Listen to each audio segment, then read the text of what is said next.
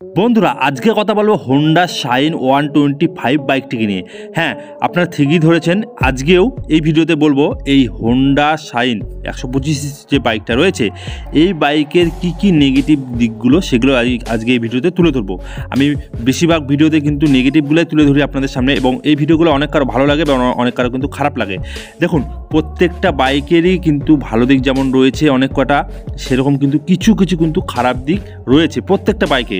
আর আমার উদ্দেশ্য এটাই যে আমি খারাপ দিকগুলো আপনাদের সামনে তুলে ধরবো, যেগুলো আপনারা যেন জানতে পারেন, এবং আপনারা যখন বাইকটা নেবেন আপনারা কিন্তু সেটা জানার পরে বাইকটা নেবেন, বা আপনারা যখন নেওয়ার পর আপনাদের সাথে যখন সেই প্রবলেমগুলো হবে ফেস করবেন বা আপনাদের খারাপ লাগবে সেটা আপনারা আগে থেকেই জেনে নেবেন। তো সেই কারণে কিন্তু আমি খারাপ দিকগুলো তুলে ধরি। তো চলুন আজকে আমরা জানবো পুরোপুরি 5টা কারণ যেই কারণে এই 2024 সালে হোন্ডা শাইন বাইকটি আপনাদের না নেওয়াই উচিত।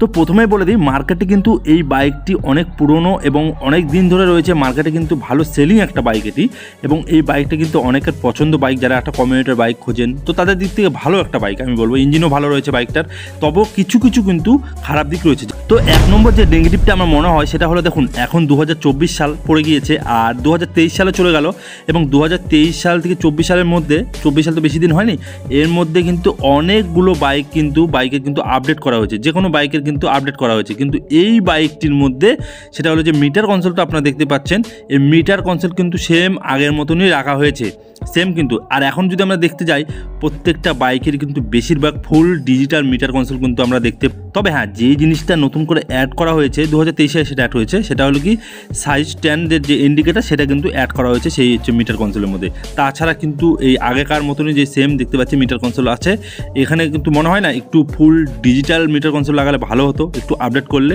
তো আপনাদের কি মতামত জানাবেন। তো এটাই আমার একটু কিন্তু নেগেটিভ বা আমার কিন্তু একটা খারাপ দিক লাগলো এই বাইকটার মধ্যে। 2 নম্বর যে ব্যাপারটা আছে সেটা হলো ভ্যালু ফর মানি। দেখুন, আপনারা যখন একটা বাইক কিনবেন সেটা কিন্তু ভ্যালু ফর মানি হওয়া খুবই দরকার, কারণ আমরা যেই জিনিসটার জন্য টাকা দিচ্ছি পুরোপুরি যদি সেই জিনিসটা না পাই সেটা কিন্তু ভ্যালু ফর মানি হয় না। তো আমার যেটা মনে হয় এখন যত বাইকগুলো রয়েছে সেগুলো হিসাবে কিন্তু এটা ভ্যালু ফর মানি না, কারণ দেখুন এই বাইকে কিন্তু ফিচার্স বলতে কিছুই নেই। আগেকার যেগুলো দেওয়া আছে সব সেম টু সেম রয়েছে। আদার যেগুলো বাইক রয়েছে অন্য কোম্পানি আপনারা দেখে নিন, আপনার নর্মালি হচ্ছে এসপি দেখুন, এফসি 125, ঠিক আছে। তো আদার্স যেগুলো 125 বাইকগুলো রয়েছে সেগুলো কিন্তু ফিচার্স অনেক বেশি রয়েছে, অন্তত এটার তুলনায় এই বাইকে কিন্তু সেরকম ফিচার্স কিচ্ছু নেই। 3 নম্বর আমার যে নেগেটিভটা মনে হলো সেটা হলো এই বাইকের টায়ার। দেখুন এই বাইকের যে টায়ার রয়েছে সেটা কিন্তু অনেকটা চিকন। আপনারা যখন পিছন থেকে বাইকটা দেখবেন মনে হবে কি সাইকেলের টায়ার লাগানো আছে, একেবারে চিকন। তো একটু কিন্তু মোটা টায়ার দেওয়া উচিত ছিল। আমার যেমন এসপি বাইকের যে টায়ারটা সেটা কিন্তু আমার ওরকম পছন্দ হয় না, এই বাইকটা কিন্তু সেম আমার অবজেকশন যে এই বাইকের কিন্তু টায়ারটা অনেক চিকন রয়েছে। তো এটা কিন্তু আমার এই বাইকে একটা নেগেটিভ দিক মনে হলো।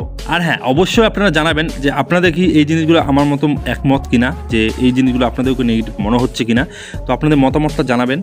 আর আমি এক করে সব রকম বাইকেরই নেগেটিভগুলো নিয়ে আসবো আপনাদের সামনে তুলে ধরবো, যারা আপনার বাইক নিতে যাচ্ছেন। তো সেই জন্য অবশ্যই চ্যানেলটিকে সাবস্ক্রাইব যারা করেনি সাবস্ক্রাইব করে পাশে বেল আইকন প্রেস করে দিন, এরকমভাবে আরও ভিডিও ভবিষ্যতে পাওয়ার জন্যে।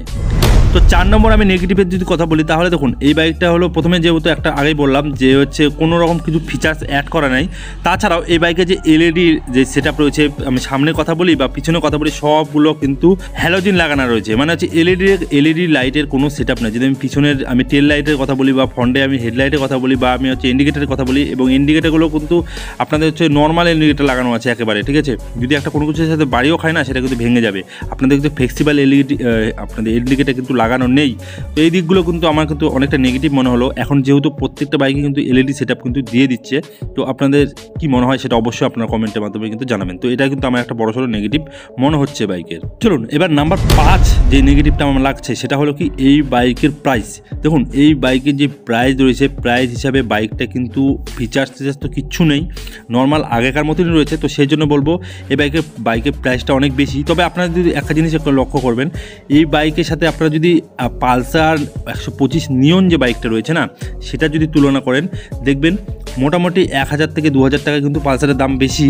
তো দেখবেন বাইকে কিন্তু দামটা কিন্তু সেম রয়েছে, মানে এক কথায় পালসার 125 নিয়ন যে বাইকটা রয়েছে তো সেটা আর হচ্ছে এই হোন্ডা শাইন 125 এই দুটোর প্রাইস কিন্তু মোটামুটি সেম রয়েছে, শুধু হচ্ছে পালসারের দামটা একটু 1 থেকে 2,000 টাকা বেশি। তো এক্ষেত্রে আমার মনে হয় যে পালসার 125 নেওয়াটাই ভালো আছে, বড়সড় বাইক। এবং কিন্তু দেখুন পালসার বাইকটা যখন নেবেন 125 সিসি, সেটা কিন্তু দেখতে মনে হয় 150 সিসি এইগুলো বাইকের মতনই কিন্তু লাগে, ঠিক আছে। তো আমার মনে হলো এটা, তো এটা আমার নেগেটিভ মনে হচ্ছে। তো আপনারা আমার সাথে মতামত কিনা অবশ্যই কমেন্টের মাধ্যমে জানাবেন। আমার তো এগুলো সব নেগেটিভ মনে হলো। তাছাড়া কিন্তু বাইকের অনেক কিছু ভালো রয়েছে, ভালো দিকও অনেক রয়েছে। তো ভালো দিকগুলো হয়তো আপনারা জেনে নিয়েছেন, তো আমি সেই জন্য খারাপ দিকগুলো শুধু তুলে ধরছি। আর ভিডিওটা কেমন লাগলো অবশ্যই কমেন্টের মাধ্যমে জানাবেন। আর বাইক নেওয়ার আগে অবশ্যই আপনারা একবার টেস্ট ড্রাইভ নিয়ে নেবেন। তো চলুন আজকের মতো এতটুকুই, সবাই ভালো থাকবেন, সুস্থ থাকবেন। Thank you, take care and bye by.